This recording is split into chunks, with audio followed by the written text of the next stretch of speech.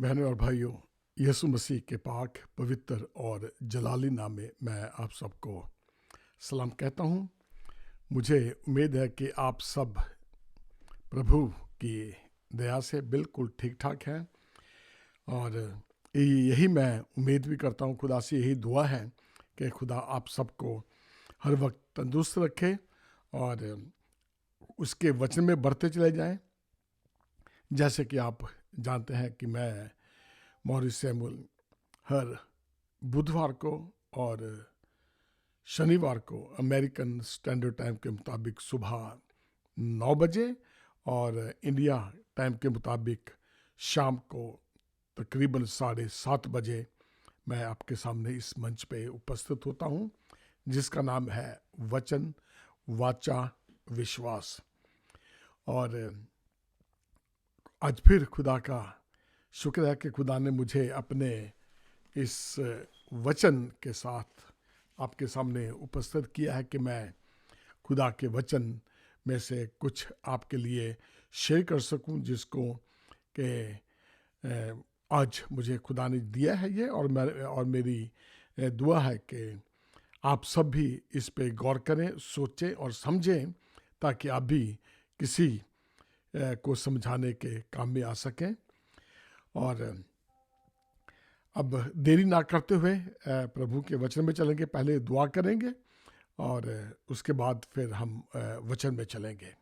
आइए हम दुआ करें।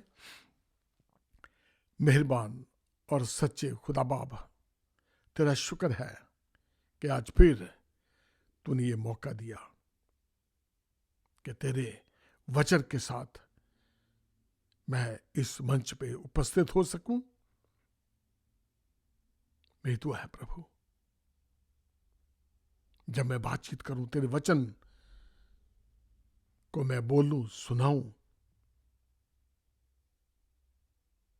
बोलने वाला मैं नहीं बल्कि तेरा आत्मा मुझ में होकर बातचीत करे। और जितने भी बहन भाई, बच्चे, बुजुर्ग सुने या देखें या बाद में देखें, खुदा बाप तू सबको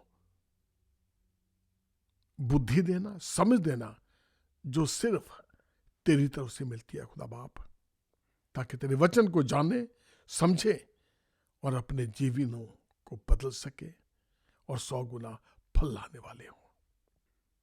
कोई ऐसा इस वक्त देख रहा है जो चाहता है कि तेरे वचन में बढ़े, तेरे वचन को समझे, खुदावंद तू सबको बुद्धि देना, समझ देना, ताकि तेरे वचन की गहराइयों तक वो जाएं और समझ लें कि तू उनसे क्या चाहता है। तेरा शुक्र हो खुदावंद, हर आशीष के लिए, बरकत के लिए। इस छोटी सी दुआ को मांगता हूं तेरे प्यारे बेटे यीशु के नाम से, आमीन। बहनों और भाइयों, मैं आप सबका इस प्रोग्राम में स्वागत करता हूं।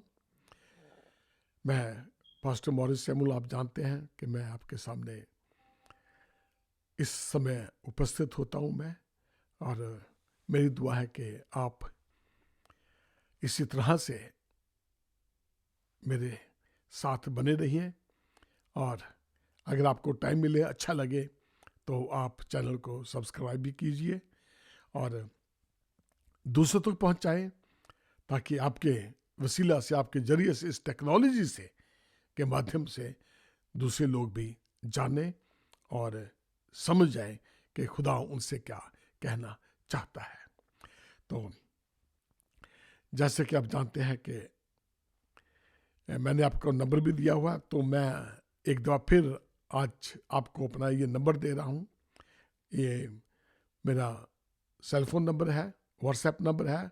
आप इसको प्लीज़ लिख लें, क्योंकि जो पहले मैंने एक दफ़ा नंबर दिया था वो मेरा इस वक्त कट हो चुका है, मैंने उसको बंद कर दिया है।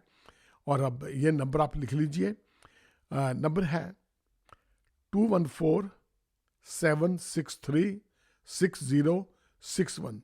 आप कभी भी कोई सवाल हो, आप कुछ पूछना चाहते हैं, तो मेहरबानी से आप मुझे इस नंबर पे कॉल कर सकते हैं, या आप इस पे मैसेज छोड़ दें, अपना नंबर दे दें, तो मैं आपसे दोबारा संपर्क करने की पूरी कोशिश करूंगा। तो आइए खुदा के वचन में अब हम चलते हैं। जैसे कि आप जानते हैं कि आजकल इंडिया में या अमेरिका में थोड़ा कम है, लेकिन अफ्रीका में बहुत ज़्यादा है कि लोग आजकल बहुत ज़्यादा चंगाइयों का प्रचार कर रहे हैं, आशीषों का प्रचार कर रहे हैं कि आशीषें और बरकतें ही यानी कि उनको चाहिए या वो उनके पीछे लगे रहते हैं। तो मैं इस चीज़ से इनकार नहीं करता कि मौजदे होते हैं, खुदा दुआएं सुनता है, और सिर्फ ये जो अच्छाइयाँ हैं, ये आशीषें हैं, ये हमको स्वर्ग में लेके नहीं जा सकती। इस चीज़ को आज हम थोड़ा समझेंगे, इस पे और ज़्यादा गौर करेंगे। तो जो शीर्षक ये नहीं है, पर शीर्षक ये है आज का कि दिस वंडरिंग जनरेशन, यानी कि यह भटकती हुई पीढ़ी। तो लोग इतने भटक गए हैं कि हर कोई चाहता है कि इस दुनिया में उन्हें आशीषें मिले, इस दुनिया में उन्हें बरकतें मिल जाए, कोई दुख ना आए उनको, यानी बड़ी अच्छी से जिंदगी बीते, बस ठाठा होती रहे जहाँ भी जाओ। और ये ठाठा के बात पे मुझे थोड़ी हंसी आ गई, क्योंकि मैंने ये बात मैं किसी को बता रहा था, तो उन पादरी साहब ने मुझे ये ठा की बात बताई और मुझे काफ़ी हंसी आई, और एकदम मुझे वही बात याद आ गई, तो मैं इसलिए मुझे थोड़ी हंसी आ गई। तो उनका नाम है पास्टर वाल्टर मसीह, बहुत खुदा के अच्छे खादिम है। खुदा उनको बड़ी बरकत दे, उनके ख़ानदान को खुदा बड़ी बरकत दे। तो उन्होंने मुझे एक बात बताई थी जिसकी वजह से मुझे वो बात याद आ गई। पर यह है कि लोग इतने अच्छाइयों में और बरकतों में, यानी कि उनके साथ हमेशा अच्छा ही हो, उन्हें आशीषें मिलती ही जाएं, बड़ी मौज मस्ती करते रहें, तो वो ये सोचते हैं कि ये ही सबसे अच्छा है कि यहाँ पे खुश रहें। लेकिन कई खुदा के जो खादिम हैं, खुदा के दास हैं, वो सिर्फ इसी चीज़ को लेके ही प्रचार करते हैं, क्योंकि उन्होंने लोगों का जो झुकाव है वो देख लिया है, वो समझ लिया है कि लोग क्या चाहते हैं। लेकिन मेरी उन सबसे गुजारिश है, रिक्वेस्ट है कि सिर्फ हमें जो हमारे बरकतें हैं, तंदुरुस्ती है, वो हमें स्वर्ग लेके नहीं जा सकती। हमें वचन बताता है कि तंदुरुस्त जाने से, आशीषें बरकतें लेके जाने से अच्छा है कि हम टूंडे लंगड़े भी वहां पे जाएं, क्योंकि वही अच्छा है, क्योंकि वहां जाके तो कोई दुख नहीं है, कोई पीड़ा नहीं है। अगर हमें हमारे पास यहाँ पे सब कुछ है, बड़ी बड़े घर हैं, कारें हैं, ऐश मौत की हुई है, तो अगर हम स्वर्ग ना जा पाए तो इस चीज का क्या फायदा है? अगर आंखें रहते हुए हम नरक में गिर जाएं, उसका क्या फायदा है? इससे अच्छा है कि एक आंख हो और स्वर्ग में जाए, क्योंकि वहां पे तो हम एक नई बॉडी, एक नया शरीर मिलेगा। ये शरीर है ये यहीं रह जाएगा, जो आपकी टौर है, कपड़े लत्ते, घर गाड़ियां, ये सब यहीं रह जाएंगी, साथ जाने की नहीं है ये। तो इसलिए जो है कि लोग भटके हुए हैं, लोग सोच नहीं रहे हैं कि भेड़ चाल हुई है कि वहां जाओ, वहां से पानी की बोतल ले लो, वहां कपड़े मिलते हैं, रखो और हीलिंग हो जाएगी।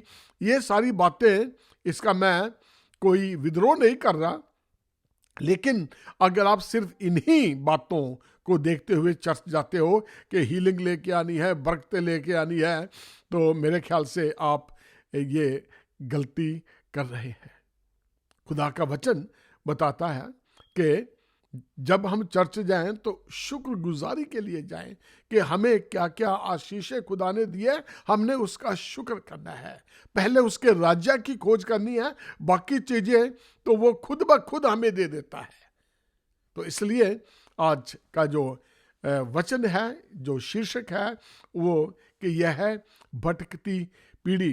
तो अगर आप में से कोई ऐसा है जो कि सिर्फ इसी चीज के लिए जानने की कोशिश करते हैं, समझने की कोशिश करते हैं, तो आज आप अपनी थोड़ी सोच को बदलें और इस चीज को समझें। आपको याद है कि बनी इस्राएल जब मिस्र की गुलामी से निकल के आए तो 40 साल का रास्ता, कुछ दिनों का रास्ता उन्होंने 40 साल में पूरा किया, क्योंकि वो इस तरह के लोग थे। खुदा ने उन्हें बहुत चमत्कार दिखाए, समुद्र को 2 भाग कर दिया, मन्ना ऊपर से आता था। उन्होंने 40 साल तक किसी ने कोई काम नहीं किया, उन्हें हर एक चीज मुफ्त में मिलती गई, लेकिन इसके बावजूद भी वो बुड़बुड़ाते रहे। इतनी आशीषें मिलने के बाद भी, खुदा को देखने के बाद भी, खुदा मूसा से बातचीत किया करता था, उन्हें डर लगता था कि वो खुदा की बात सुने, और कहते थे लोग कि मूसा तू ही जा, बस तू ही खुदा की बात सुन, हमें तो डर लगता है। यानी कि खुदा के सामने जाने से वो लोग डरते थे। वो जानते थे कि खुदा जिंदा है, क्योंकि वो हर रोज खुदा की बातों को महसूस करते थे। हर रोज सुबह जब उठते थे वो अपने अपने कटोरे लेके, बर्तन लेके वो मन्ना को उठाने या चुगने चले जाते थे। और फिर उन्होंने शिकायत की, भाई हम तो ये खा के तंग आ गए, अब हमें मुर्गा चाहिए। तो खुदा ने उनके लिए मुर्गे भी बरसाए। तो इस तरह से उनका ये टाइम कटा, लेकिन इसके बावजूद भी वो भटकते रहे। उन्होंने खुदा पे क्या भरोसा नहीं किया, और नतीजा क्या हुआ कि खुदा उनसे नाराज हो गया। और आज अगर हम देखते हैं तो हम किस जगह स्टैंड कर रहे हैं, हम कहां पे खड़े हैं? क्या हम आज भी वैसे ही हैं? और अगर मैं कहूं तो हां, लोग आजकल भी हर एक आशीष होते हुए भी क्या है, भटके हुए हैं। सब कुछ होते हुए भी लोग भटके हुए हैं, और कोई भरोसा नहीं कर रहा है कि खुदा जो हमें यहां तक लेके आया है, आगे भी वो लेके जाएगा, वो सब कुछ कर सकता है। तो आइए हम देखते हैं उत्पत्ति 4:14 में, देख तूने आज के दिन मुझे, ये कैन के बारे में लिखा हुआ है, इस भूमि पर से निकाला है, और मैं तेरी दृष्टि की आड़ में रहूंगा और भटकने वाला और भगौड़ा रहूंगा, और जो कोई मुझे पाएगा मुझे घात करेगा। उसके बाद कैन यहोवा के सम्मुख से निकल गया और नोद नामक देश में चला गया, जो अदन के पूर्व की ओर है। नोद का मतलब है भटकने वाला देश, यानी कि वो भगौड़ा हो गया। कैन जो था खुदा की हजूरी में से निकल गया, और वो क्या है, भगौड़ा बन गया। बहनों और भाइयों, जब हम खुदा के साथ नहीं होते, इधर उधर भटकते रहते हैं, तो हम भी क्या है, हम भी भगौड़े हैं। खुदा की हजूरी में नहीं रहना, खुदा से दूर रहना ही क्या है, भटके हुए हैं। आज की जो पीढ़ी है, हम भी सारे ऐसे ही हैं। अगर हम उस वक्त होते तो शायद हम भी वही करते होते जो उन्होंने किया है। तो आज हमारे पास मौका है खुदा के वचन को समझने का, जानने का, कि खुदा हमारी जो कीमत है पूरी दुनिया में यहां कोई पे नहीं कर सका। यीशु मसीह ने अपना खून बहा के हमें खरीदा है। इतनी बड़ी कीमत दी है मेरे लिए और आप के लिए। खुदा ने यीशु मसीह को भेजा और उसे अपना खून बहा के हमें खरीद लिया है। हम कोई एरे गहरे नहीं है। वी आर वेरी प्रेशियस, हम बहुत अनमोल हैं। तो इस चीज को जाने कि हमने भटकना नहीं है। हमारा पिता इतना बड़ा है, सब कुछ देने में वो काबिल है, हमें दे रहा है, तो अगर हम उससे मांगे तो वो देगा। और आजकल क्या होता है, लोग कहां जाते हैं? पापा जी के पास चले जाते हैं।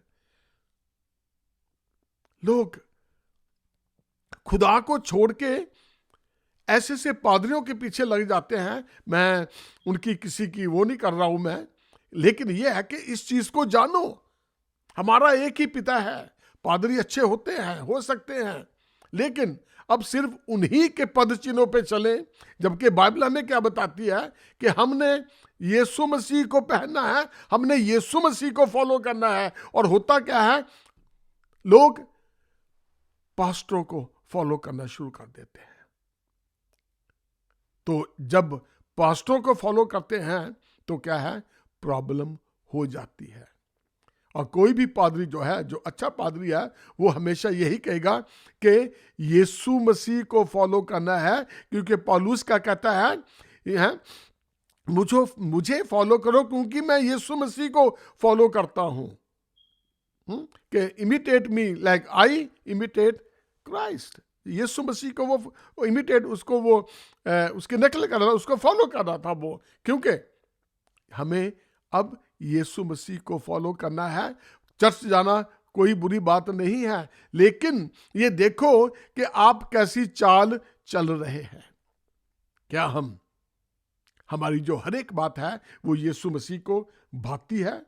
तो उसमें देखना है कि हम कहाँ पे स्टैंड कर रहे हैं। कभी हम उसके राज्य से, उसकी नजदीक से दौड़ तो नहीं गए, ड्रिफ्ट दूर तो नहीं हो गए हैं। वो ही भगौड़े होते हैं जो उसकी हजूरी से में निकल जाते हैं। अगर हम खुदा को छोड़ देते हैं तो क्या है, जो कैन ने किया था, हम भी भगौड़े हो जाते हैं उस खुदा की हजूरी से भागकर, और ना आने वाली नस्ल के लिए भी क्या उसने कांटे बो दिए।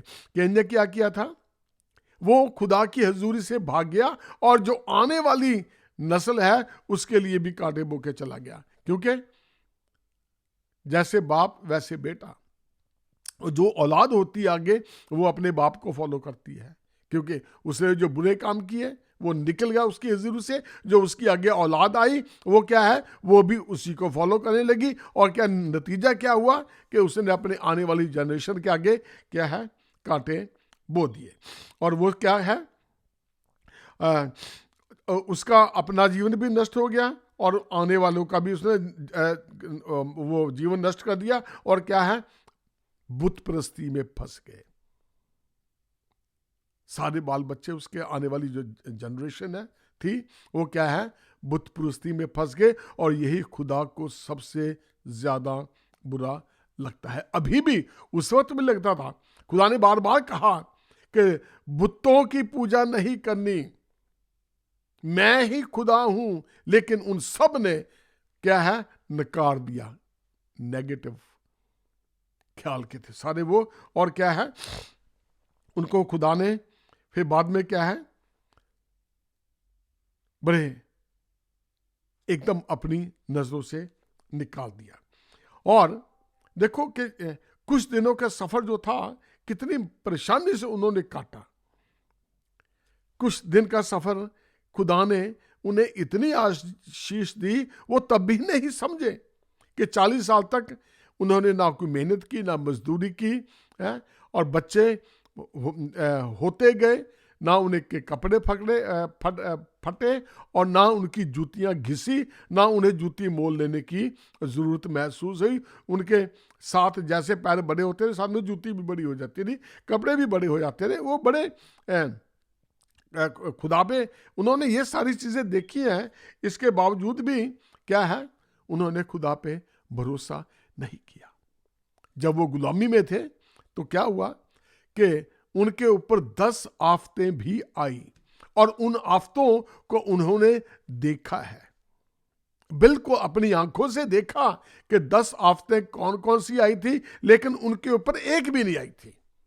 तब भी वो खुदा से क्या है, दूर होते गए और भटकते चले गए। बहनों और भाइयों, क्या आज आप जब इस चीज को देखेंगे, गौर करेंगे, तो आप इस चीज को सोच सकते हैं कि हमारा खुदा कैसे है। वो नहीं चाहता कि हम भटके, वो चाहता है कि हम उसके साथ रहें, उसके साथ बने रहें। भजन संहिता 110 107 उसकी 40 आयत में लिखा है कि वह हाकिमों को अपमान से लाद कर मार्ग रहित जंगल में भटकाता है। जो खुदा के साथ नहीं चलते, इवन यहां तक कि जो बड़े बड़े हाकिम है, राजे महाराजाएं हैं, अगर वो भी उसकी बात ना माने, वो उसके अगेंस्ट हो जाते हैं, तो क्या करता है खुदा है? उनको अपमान के बाद क्या है, उनको मार्ग रहित जंगल में भटकाता है। उनका दिलो दिमाग है वो भी भटक जाते हैं। खुदा ऐसी सोच बदल देता है कि वो अच्छे भले जंगल में भी वो गेड़े लगाते रहते हैं। मतलब ये है कहने का कि जब हमारी जिंदगी, हम खुदा से दूर होते हैं, तो एक जंगल की नाई है जिसमें अनगिनत रास्ते हैं, और हमें पता नहीं लगेगा कि हमने कौन से रास्ते से जाना है। फिर हम उसी रास्ते से, फिर वहां से देखेंगे भाई हम तो गलत हो गए, फिर वापस आएंगे, फिर किसी और रास्ते से, तो रास्ते कभी खत्म होते ही नहीं है। खुदा इस तरह से क्या करता है, रास्ते भटकाता है। जो उससे दूर होके निकल जाते हैं, जो उससे दूर होके उसके साथ रहना नहीं चाहते। तो इंसान जो है सुख भोगने के लालच में क्या है, कितने गलत काम कर देता है। जो कि सुख पाने के लिए मेहनत करता है, खुदा उसको हर तरह से क्या है, जो अच्छी मेहनत करता है, खुदा उसको क्या है, संतुष्टि देता है, अगर वो सही तरीके से मेहनत करता है। और अगर खाली सुख पाने के लिए गलत काम करता है, तो क्या है, उसकी संतुष्टि कभी नहीं होगी। क्योंकि आप देखते हैं कि जो एक छोटा इंसान है, वो थोड़े से पैसे में भी बड़ा सुखी जीवन व्यतीत कर रहा है। उसके बच्चे बड़े अच्छे से जीवन व्यतीत करते हैं और बिल्कुल तंदुरुस्त रहते हैं। किसी चीज की चिंता नहीं, किसी चीज की फिक्र नहीं, कोई दुख नहीं, कोई तकलीफ नहीं है। क्योंकि ईमानदारी की कमाई, ईमानदार लोगों के साथ क्या है, खुदा हमेशा रहता है। कभी खुदा उनको अपने से अलग नहीं करता। अगर वो अलग नहीं होंगे तो क्या है, वो भटकेंगे भी नहीं। तो लेकिन जो आजकल की जनरेशन है, उसकी बड़ी समस्या है कि देखें कि वो किस तरह से कहां कहां जाते हैं। मुझे याद है कि लोग अपना कोई पुच्छा लेने के लिए कितनी दूर दूर किसी पंडितों के पास चले जाते हैं, कुछ करे जाते हैं, और जो खुदा पे भरोसा रखते हैं वो भी ऐसे ही हैं। क्योंकि ये गलतियां मैंने भी की हैं। जब मैं खुदा में नहीं था, तो मैं भी कई पंडितों वगैरह के पास गया हूं, और अब जब मैं वो सोचता हूं तो मुझे हंसी आती है कि मैं भी ऐसा था। मैं आज तकरीबन ये 35-40 साल की पहले की बात बता रहा हूं। मैं मेरे से नाम तो अच्छा था, मॉरिस दिया था माँ बाप ने, लेकिन उसके बावजूद भी हम लोग गलतियां कर देते थे। जब हमें अच्छा पूरी तरह से नॉलेज नहीं होती है, लोगों की बातें में आते हैं, तो हम लोग फंस जाते हैं। लेकिन आजकल तो खुदा ने इतने चर्चे बनाए, इतने पासवान अच्छे हैं, लोग सिखाते भी हैं। अगर सीखना चाहें तो लोग कभी भी पास्टरों से सीख सकते हैं, और वचन आपके पास है, वचन पढ़ सकते हैं। सो कभी भी खुदा से कुछ ना छिपाएं। अगर कुछ गलती हो भी गई है तो उससे माफी मांगे। नीति वचन 28:13, जो अपने अपराध छिपाए रखता है उसका कार्य सफल नहीं होता, परंतु जो उनको मान लेते हैं और छोड़ भी देते हैं उस पर दया की जाएगी। नीति वचन 28:13 में कि अगर हम भटके हुए हैं, अगर हम चाहते हैं कि खुदा हम पर दया करे, तो क्या है, हमें मांगना पड़ेगा। अपनी गलती को मानना पड़ेगा और खुदा से मांगना पड़ेगा, खुदा हमें बख्श दे। भटकती हुई पीढ़ी का अंत अगर हम देखें, व्यवस्था विवरण चैप्टर 1 उसकी 35 में लिखा है, निश्चय इस बुरी पीढ़ी के मनुष्य में से एक भी उस अच्छे देश को देखने ना पाएगा जिसे मैंने उनके पितरों को देने की शपथ खाई थी। ये उनके लिए लिखा गया था, इसराइलियों के लिए, जब वो बनी इसराइल उसमें से निकली। लेकिन आज क्या है, आज हम इस चीज को देखते हैं कि हमारे लिए क्या कौन सा अच्छा देश है। यहाँ पे स्वर्ग को हम मान के चलते हैं कि जो लोग, जो मनुष्य, जो पीढ़ी उसको देख के नहीं चलती, वहां जाने की कामना नहीं करती, वहां जाने की सोच नहीं रहे हैं, सिर्फ इसी दुनिया का सोच रहे हैं, तो क्या है, वो उस राज्य में शामिल नहीं हो सकती जो खुदा ने क्या है अपने पूर्वजों, जो हमारे पूर्वजों के साथ वाचा बांधी हुई है। और हमारे अब यीशु मसीह ने क्या कहा था कि मैं जाता हूं ताकि तुम्हारे लिए जगह तैयार करूं, जहां मैं रहूं वहां तुम भी मेरे साथ रहो। हाँ, यहां पे इस चीज की बात हो रही है। और जो वो पीढ़ी जिसकी जो मैंने आयत पढ़ी, आप जानते हैं कि जितने भी लोग मिस्र से निकल के आए थे, उनमें से एक भी वायदे की भूमि पे पहुंच नहीं सकता। सिर्फ जो उनकी नई जनरेशन, नए बच्चे थे, वो वहां पे गए, लेकिन जो पुराने लोग थे वो सारे खत्म हो गए, क्योंकि वो भटके हुए मन के थे। और आज यहाँ पे क्या है, हमारे लिए भी यही साधन है, हमारे लिए भी एक यही है कि अगर हम खुदा को मानते हैं, उसके वचनों पे चलते हैं, तो क्या है, हमारे लिए द्वार खुला है। यशायाह कहता है 31 में, जिसके विरुद्ध तुमने भारी बलवा किया है उसी की ओर फिरो, उसी की ओर फिरना है।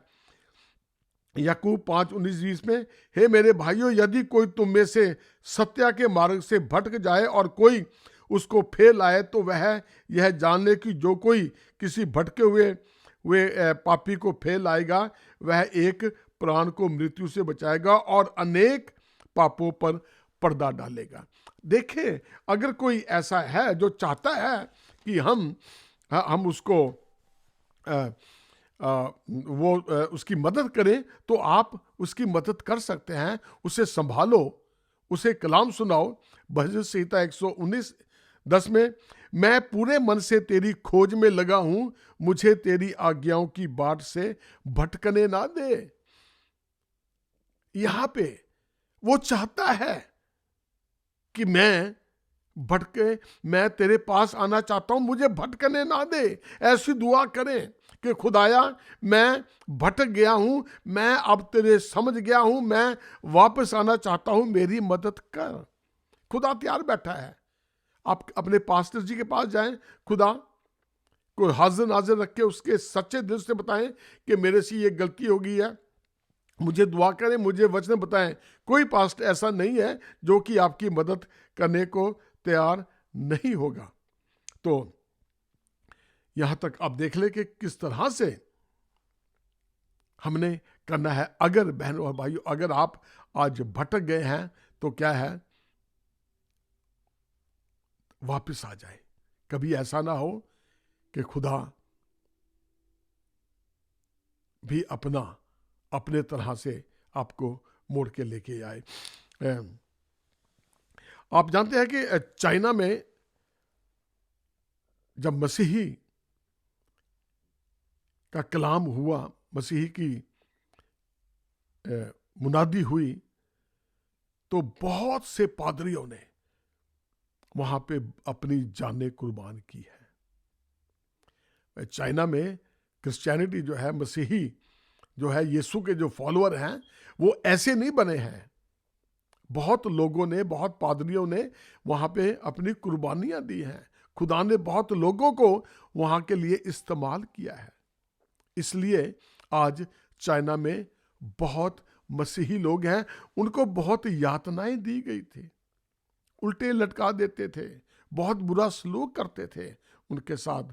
तब जाके जब उनकी गवाहियां लोगों ने सुनी और देखी, तब वहां के लोगों ने मसीह को ग्रहण कर लिया था। और जब वहां से लोग वापस यहाँ अमेरिका में आते हैं चाइना से, तो क्या है, इवन इंडियन भी, कोई भी जब अमेरिका आता है तो यहाँ की चहल पहल देख के, यहाँ के सब कुछ देख के वो खुदा को भूल जाते हैं। बहनों और भाइयों, अभी भी यहाँ पे इतने मसीही हैं, इतने खुदा के भक्त हैं, इतने इवेंजलिस्ट हैं जो सचमुच से बड़े ईमानदारी से खुदा के वचन को सुनाते हैं, खुदा के वचन की मुनादी करते हैं, दूसरों की हेल्प करते हैं। शायद इसी वजह से ये मुल्क बचा हुआ है। खुदा यही चाहता है कि क्या है कि हम सब बच जाएं। बिली ग्राम ने एक दफा कहा था कि अमेरिका का सबसे बड़ा पाप है लालच का पाप। यहाँ पर हर किस्म का लालच मौजूद है और उसको पाने की लालसा में इंसान भटक जाता है और भगौड़ा बन जाता है। जब हम भटक जाते हैं तो क्या है, हम भगौड़े बन जाते हैं। तो आज मौका है कि अगर आप भटके हुए हैं तो आज इस समय खुदा से मांगे, अपने दिल में दुआ करें, खुदा मेरे से गलती हो गई है, मैं भटक गया हूं, मुझे सही रास्ता दिखा। तो खुदा अपने वादे का पक्का है, अपने वादे का धनी है। खुदा ने हमें दो दो हेल्पर दिए हुए हैं। मैंने पहले ही बताया था, यीशु मसीह ने सबसे पहले हमारी मदद की कि जो हमारे पास्ट, हमारे पिछले गुनाह हैं, हमें उनसे आजाद कर दिया। हमारा पास्ट जो था, हमें अब कोई गुनाह नहीं है हमारे पास्ट में। और जो पवित्र आत्मा है वो ऐसा हेल्पर है जो हमें प्रेजेंट और फ्यूचर में हमारी मदद करता है ताकि हम गुनाह ना करें। अगर भटक गए हैं तो हम वापस रास्ते पे आ जाएं। लेकिन क्या है, आपने अपने मुंह से अंगीकार करना है, खुदा मैं भटक गया था, मैं वापस आ गया हूं, मुझे अपना बेटे और बेटियां बना ले। जब हम उसके बेटे और बेटियां बन जाते हैं तो क्या है, हम उसके राज्य में भी शामिल हो जाते हैं। तो खुदा आपको बड़ी आशीष दे। आइए हम दुआ करें, आप भी मेरे साथ करें अपने सच्चे मन से कि खुदा बाप, मैं भटक गया हूं, मैं वापस आता हूं। आइए अपनी आंखों को बंद करें। मेहरबान खुदावंद, तेरा शुक्र है कि आज कि इस तेरे वचन के लिए जो तूने मुझे दिया था। अगर कोई ऐसा है सुनने वालों में जो भटक गया है, तेरी हजूरी में नहीं है, भगौड़ा हो गया है, खुदावंद सबको तू अच्छी मत दे, अच्छी अकल दे, समझ दे, ताकि वो उस चीज को जान जाए कि हमने कैन की तरह तेरी हजूरी में से भागना नहीं है। अपनी आने वाली पीढ़ी के लिए हमने कांटे नहीं बोने हैं, बल्कि वो तौबा करे ताकि उसकी जो आने वाली पीढ़ी है, आने वाले बच्चे हैं खुदावंद, वो सब बच सके। कोई बीमार है खुदावंद, उसे तंदुरुस्ती बख्श। किसी को किसी चीज की जरूरत है खुदावंद, तो अपने शाही खजाने से दे। तेरा शुक्र है आज के तेरे वचन के लिए। मांगता हूं सब कुछ तेरे प्यारे बेटे यीशु के नाम से, आमीन।